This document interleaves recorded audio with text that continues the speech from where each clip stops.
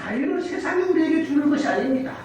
나는 성경을 보니까 요한복음 8장 32절의 말씀을 보니까 진리가 너희를 자유케 하라는 말씀이 있습니다. 세상의 진리가 아닙니다. 여러분, 그리스도의 진리, 복음의 진리가 우리를 자유케 한다는 것입니다.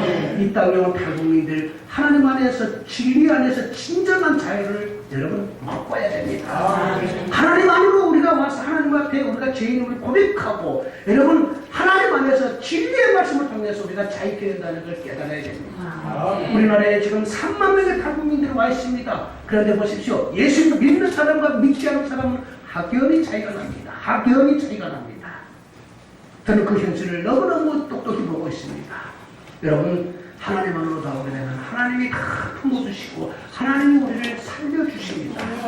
우리 한국에 온 탈북민들이 우리 교회도요, 나이 드신 분들이 많습니다. 젊은 분들은 괜찮습니다. 좀 살만합니다. 한국에 오게 되면은 좀 40대 중반 지난 사람들은요 참 힘듭니다. 그래서 저를 찾아와서 이렇게 얘기합니다. 목사님, 어떻게 살아야 되는지 모르겠습니다. 어디 가면 반겨주는 데가 없습니다. 직장 가서 취직하려고 해도 나이 먹었다고 안 받아줍니다. 어떻게 살아야 되는지 모르겠습니다.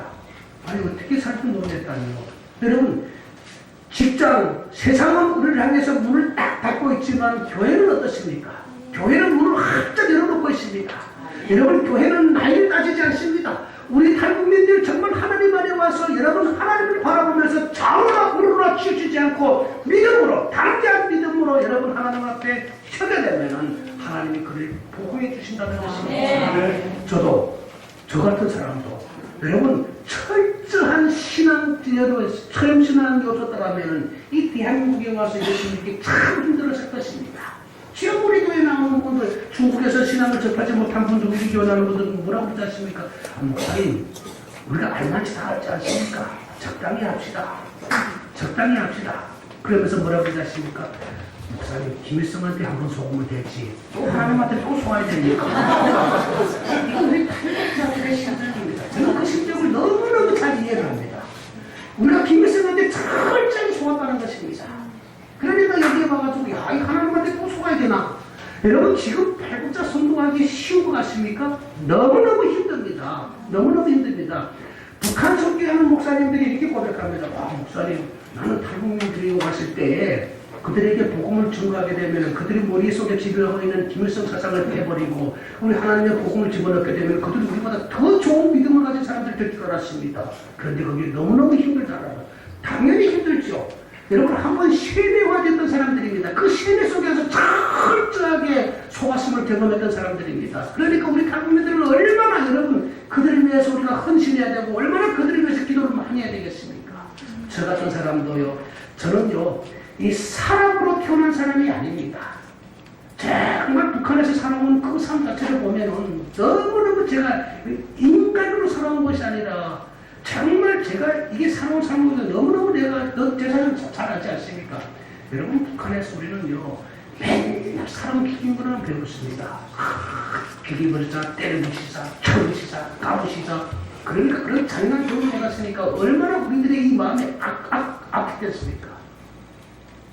그런데 일찍이 북한에 실어져서 우리 할아버지가 독립운동자였고 할아버지가 역사학자였는데 아니 교과서에서 역사 교육을 다 빼버리고 김일성 가족의 역사를 배우게 한 것이 그게 잘못됐다고 비판해가지고 우리 할아버지가 잡혀가고 가족도 그때부터 얼마나 고통을 많이 당했는지 우리 북한에 서신 분들은 알 겁니다.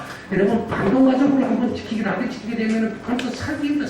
북한에서요 그 대를 이어서까지 그 가족을요 완전히 멸종시켜버립니다. 일찍이 저는 그게 너무너무 싫었습니다. 그 통제, 그 감시, 너무너무 싫어요. 그래서 어린 나이에 정말 그 북한 사회를 뛰쳐나올 수 있는 것입니다. 뛰쳐나올 때 저는 무슨 생각이 했습니까? 여러분, 제 마음을 사람 땅에는 다 버려버렸습니다. 내가 정말 언젠가는 저들에 가서 복수할 것이다. 이 복수심만 딱 차가지고요. 이게 가지고 북한을 탈북했습니다. 지금까지 통일이 안 된 이유가 뭔지 아십니까? 여러분, 통일 안 된 이유가 뭔지 아십니까? 우리가 지금 교회가 북한에 영향력을 끼치지 못해서 통일이 안 된 겁니다. 여러분, 지금 통일되려면 우리 한국 교회가 북한에 영향력을 끼쳐야 됩니다. 그 영향력이 무엇입니까? 복음이 아닙니까? 여러분, 이 땅이 복음으로 통일됩니다. 복음이 아니면 절대로 통일할 수가 없습니다. 여러분, 꿈을 깨세요. 지금 우리 남가뿐만 잘한다고 통일되는 시대는 아닙니다. 여러분, 열강도 우리가 통일되기를 원치 않습니다. 대한민국 통일을 이때 하나님께서 우리가 하나님 앞으로 돌아오라고 사인을 주는 겁니다. 특별히 이 땅에 탈북민들 여러분 대한민국 사람들 할 수 있는 게 아닙니다. 여러분들 북한에 영향을 끼칩니까?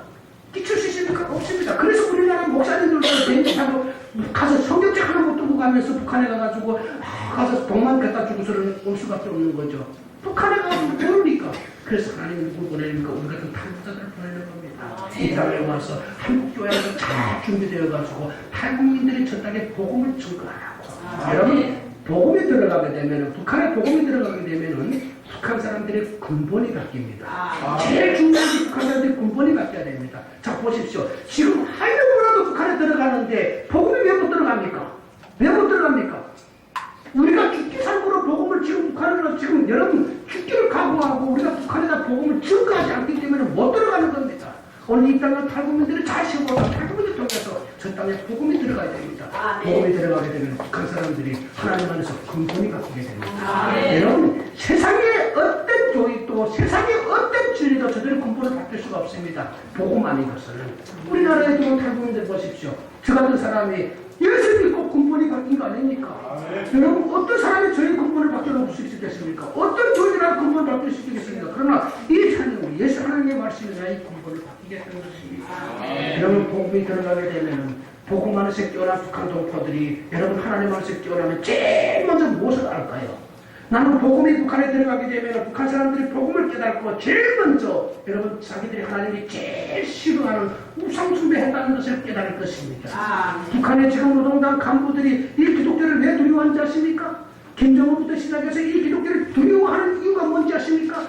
오늘 한국교회가 이걸 분명히 알아야 됩니다. 우리 한국교회는 너무너무 모릅니다. 북한을 너무 모르고 그리고 북한의 김정일 추종자들이 왜 이 성경을 싫어하고 왜 복음을 싫어하는지 그걸 모릅니다. 왜 싫어하는지 아십니까? 여러분 이 복음이 들어가게 되면 북한 사람들이 하나님 안에서 지금 제일 싫어하는 김일성 우상 숭배한다는 걸 저들 깨달을까봐 두려워하는 것입니다. 나는 이 복음이 들어가서 북한 사람들이 근본이 바뀌게 된다고 합니다. 그리고 북한 사람들이 하나님 안에서 깨어나게 되면은 어떤 일이 일어나는지 아십니까? 김정일 정권을 향해서 우리에게 빵을 달라고 외칠까요? 여러분 복음 안에서 깨어나면 북한 사람들 제일 먼저 김정일 정권을 향해서 우리에게 빵을 달라 이걸 외칠까요? 아닙니다. 우리에게 신앙의 자유를 달라. 우리에게 신앙의 자유를 달라. 이걸 외치는 것입니다. 자, 신앙의 자유를 달라고 외쳐가지고 북한 사람들이 신앙의 자유가 보장되게 되면 신앙 안에서 남과 북이 하나가 될 수 있는 것입니다. 신앙 안에서 우리 민족이 하나님의 손에서 통일될 수 있는 것입니다. 이 일을 하나님께서 하시라고 한국교회에 지금 사인을 주고 계시는 겁니다. 이 많은 탈북자들을 왜 보내겠습니까? 밥이라도 얻어먹으라고 이 한국으로 탈북자들을 보내겠습니까? 아닙니다. 여러분 이 땅에 탈북민들을 조국교회가 잘 키워줘야 됩니다. 그리고 훈련시켜서 이들을 하나님의 일꾼으로 만들어야 됩니다. 그리고 이들을 통해서 죽기를 각오하고 복음이 북한에 들어가면 그 복음이 들어가서 북한 사람들이 하나님 안에서 진리의 말씀을 하나님 안에서 진리의 말씀을 통해서 복음을 통해서 저들이 하나님 안에서 깨어나게 되는 것입니다. 여러분 이 사명을 감당하라고 오늘 소망성교회를 하나님께서 심어주셨습니다. 우리 이빌리 목사님을 통해서 여러분 이 소망교회가 유일한 기관입니다. 우리 한국교회에 여러분 유명한 선교단체들이 꽤 많이 있습니다. 이름만 대도 아는 극창한 선교단체들이 많이 있습니다. 여러분 그 선교단체가 일을 더 많이 합니까? 여러분 이 소망선교가 일을 더 많이 합니까? 여러분 어느 선교단체가 1년에 한 번씩 여러분 1000여명 되는 탈북자들을 데려오는 선교단체가 어느 단체가 있습니까? 아니 탈북민을 여러분 10사람이 데려오는 선교단체가 있으면 한번 대보십시오. 없습니다. 이 대한민국에 이렇게 많은 선교단체가 있음에도 불구하고 탈북민 10명을 데려오지 않는 선교사가 넷입니다. 여러분 우리는 얼마나 많은 사람을 데려옵니까? 얼마나 많은 사람을 데려옵니까? 여러분 지금 저 중국 땅에 여러분 아시지 않습니까? 탈북 여성들이 수많은 여성들이 팔려다니고 있습니다. 여러분 지금 우리 민족의 여성들이 우리 여러분 조선의 여성들이 저 중국 땅에 팔려가서 이런 비참함으로 살고 있습니다. 우리는 지금 일제에게 나라를 빼앗겼을 때에 우리 여성들이 위안부로 팔려가서 여러분 그 수모를 당했을 때 우리 나라가 우리 한국교회가 힘이 없어서 그때 그 위안부 그 여성들을 살려주지 못했습니다. 그런데 오늘 조국교회가 이렇게 힘이 있고 여러분 대한민국이 이렇게 힘이 있는데 왜 그들을 살려주지 못하는 겁니까? 왜 그들을 구원하지 못하는 겁니까? 한국교회는 북한의 김정은을 도와주는 것이 아니라 그들을 도와서 그들을 이 땅에 데려와서 하나님의 자녀로 세워야 됩니다. 이 사명을 하라고 하나님 겁니다. 여러분 일제시대에 우리 한국 교회들이 얼마나 많은 일을 했지 않습니까? 여러분 그때 일제시대에 제가 우리 기독교 역사를 보니까 일제시대에 우리 한국 교회들이요 군주운동, 국민운동을 엄청나게 했습니다. 그래서 군주운동, 국민운동 해가지고 그 돈으로 뭘 했습니까? 해방되면 교회 짓겠다고 돈을 모아놨습니까? 아닙니다. 뭘 했지 않습니까? 그 돈으로. 여러분 역사 공부 좀 해보십시오. 그 돈으로 뭘 했지 않습니까? 여러분 미래의 독립유공자들을 도왔습니다. 독립유공자들을 도와가지고 그들이 앞장서서 일해서 이 나라를 일제소에서 찾아서 이 신앙의 이 자유를 우리에게 보상해 준 것입니다. 오늘 한국교회, 거창한 한국교회 근황 세워진 게 아닙니다. 근황 세워진 게 아닙니다. 여러분 이 교회는 그들의 여러분 헌신에 의해서 이 교회가 세워지고 오늘 이 짱량 교회에서 우리가 이렇게 신앙생활을 할 수 있는 것입니다. 이걸 잊지 말아야 됩니다.